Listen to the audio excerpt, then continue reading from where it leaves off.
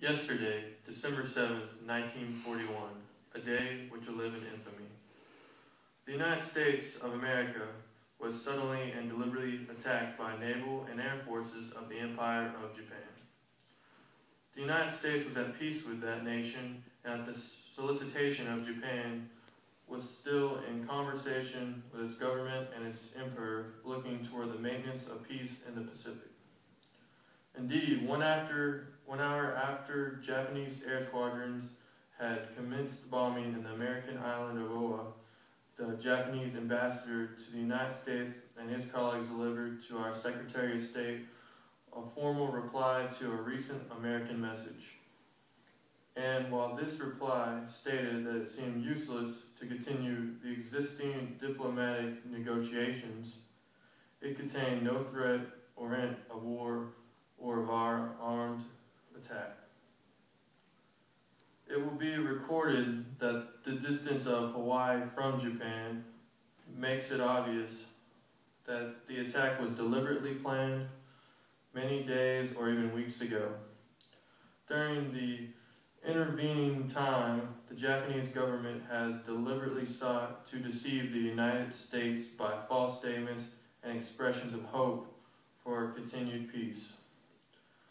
The attack yesterday on the Hawaiian Islands has caused severe damage to American naval and military forces.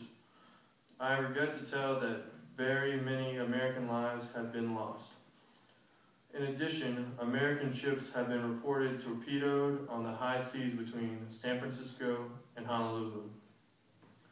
Yesterday, the Japanese government also launched an attack against Malaya.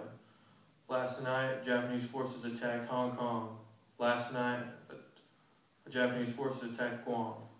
Last night, Japanese forces attacked the Philippine Islands. Last night, the Japanese attacked Wake Island. And this morning, the Japanese attacked Midway Island. Japan has therefore undertaken a surprise offensive extending throughout the Pacific area. The facts of yesterday and today speak for themselves.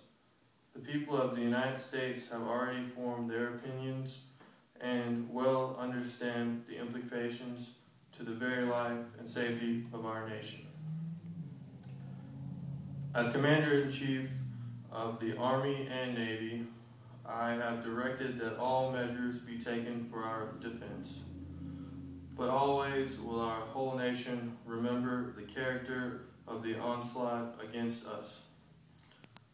No matter how long it may take us to overcome this premeditated invasion, the American people and their righteous might will win through to absolute victory. I believe that I interpret the will of the Congress and of the people when I assert that we will not defend ourselves to the uttermost, but will make it very certain that this form of treachery shall never again endanger us.